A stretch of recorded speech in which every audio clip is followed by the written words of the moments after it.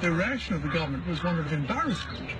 What on earth are we going to do? And the first thing they did was to try and destroy all his records.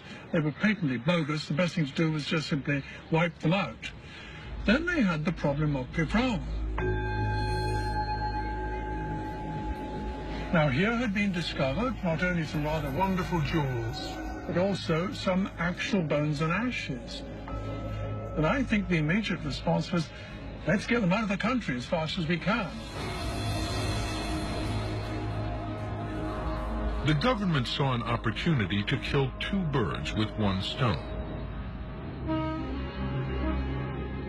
They'd long wanted to ingratiate themselves with the neighboring state, Siam. So they formally presented the Piprawa ashes and bones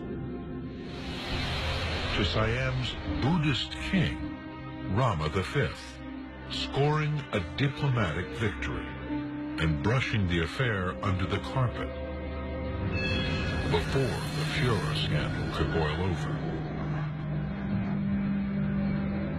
But where did that leave Pepe and his extraordinary find? The suspicion had to be that Dr. Fura had interfered in some way with the Piprawa excavation. He had the opportunity, perhaps, to go into the excavation itself, down to the coffer, perhaps even put some items in there, or even conspired with Mr. Pepe, perhaps even conspired with the other officials. Some gigantic hoax. But the key conspiracy theory involves the Piprawa inscription.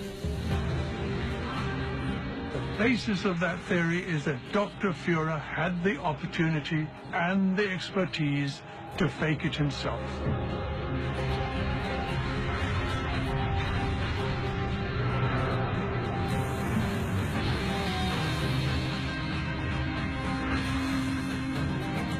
Over a century later, that conspiracy theory has never been entirely disproved.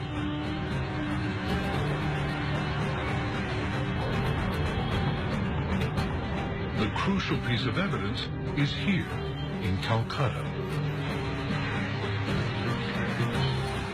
Stored in the city's museum, the original inscribed Piprawa urn. Stone cannot be carbon dated, nor can the inscription. But for the right expert, there are vital clues in the text itself. Now, I'm hoping that waiting for me at the museum will be Professor Harry Falk. Now, he is the world's leading authority on ancient Indian languages. We've corresponded, but I've never met him, so I have no idea what's going to happen. Harry Falk is a professor at Germany's oldest Institute of Indology in Berlin. Harry! This must be you. Must be Harry. He's been studying ancient Indian languages for more than 40 years. What will his verdict be on the possible involvement of fellow German Anton Fura?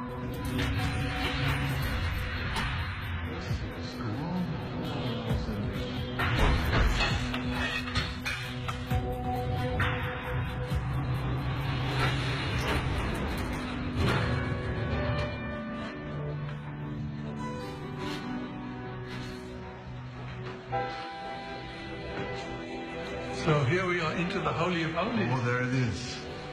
Look at this, Charles. This is wow, wow, wow. I've been looking at pictures of this for 6 years, Harry. What strikes me is how clear the writing is, how each character has been clearly defined.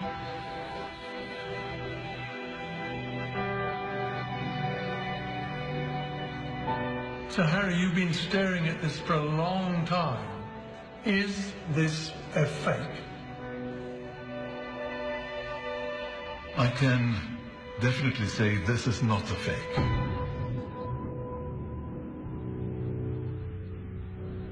How can you say that? First, the script is absolutely authentic. The object is authentic.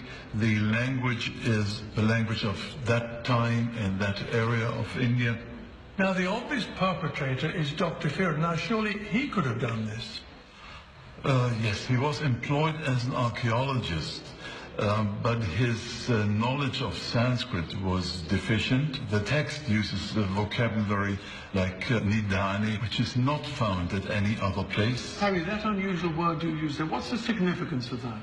The term is nidhane, and it means container in a neutral sense. It's only found on this casket, no other place. So in other words, you've been very unusual for Führer to have picked on this very obscure word. Yes, since Führer was a not so skilled Sanskritist, to say it mildly, he would have copied terms from other reliquaries and not coined the term on his own. Everything surpasses the capacities of Dr. Führer immensely. So it is a genuine and unique inscription. Absolutely, yes. Sukiti bhati nam sabhakinikanam saputtadalanam iyang salilanidhane buddhassa bhagavasa sakiya, and then he ran out of space and he added 2 letters on top of it saying yanam. Now for me, Harry, what does that say? This reliquary, which is the reliquary of the Buddha, the lord of the Shakya clan in the Terai.